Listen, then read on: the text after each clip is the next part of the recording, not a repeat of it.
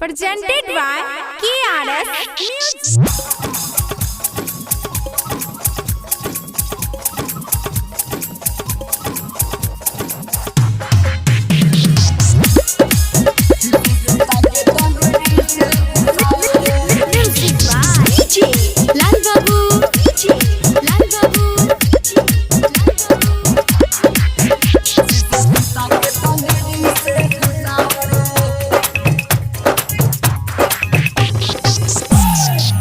ओठ में लाली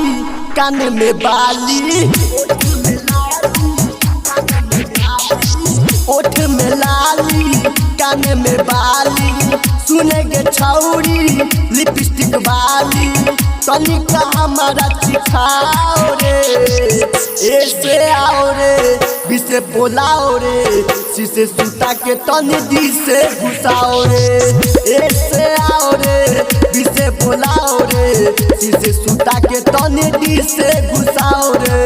ओठ में लाली कान में बाली, सुनेगे छौरी लिपस्टिक वाली, तनिका हमारा सिखाओ रे, ऐसे आओ रे बिसे बोलाओ रे, शीशे सूता के तनी दी से घुसाओ रे, ऐसे आओ रे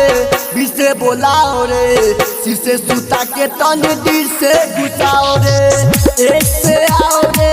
बिसे बोलाओ रे, शीशे सूता के तनी दी से घुसाओ रे, ऐसे आओ रे बिसे बोलाओ रे, शीशे सूता के तनी दी से घुसाओ रे। डिजिटल रिकॉर्डिंग स्टूडियो कहाँ चाचा लाल बाबू लाल बाबू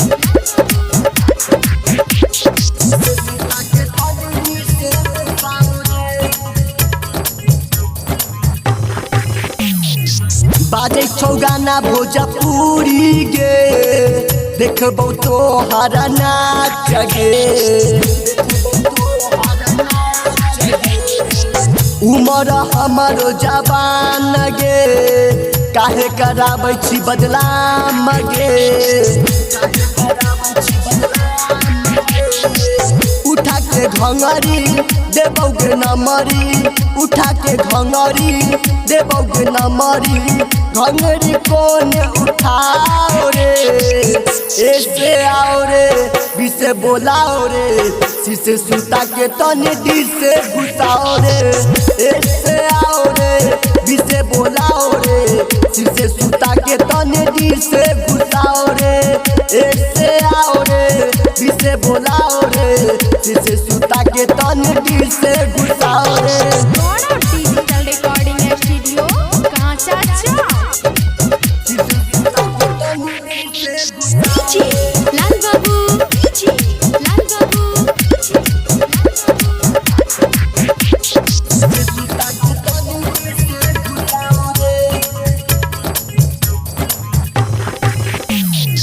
देखे में लागे छही सुपर गे, सब नचनिया से ऊपर गे,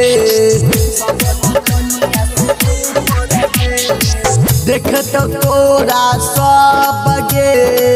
मिलतो तोरा नमरी गे,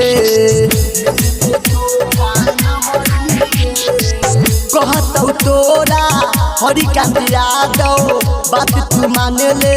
रोहित के गे सबसे लाज हटाओ रे, ऐसे आओ रे बिसे बोलाओ रे, शीशे सूता के तनी दी से घुसाओ रे, ऐसे आओ रे बिसे बोलाओ रे, शीशे सूता के तनी दी से घुसाओ रे, ऐसे आओ रे बिसे बोलाओ रे, शीशे सूता के तनी दी से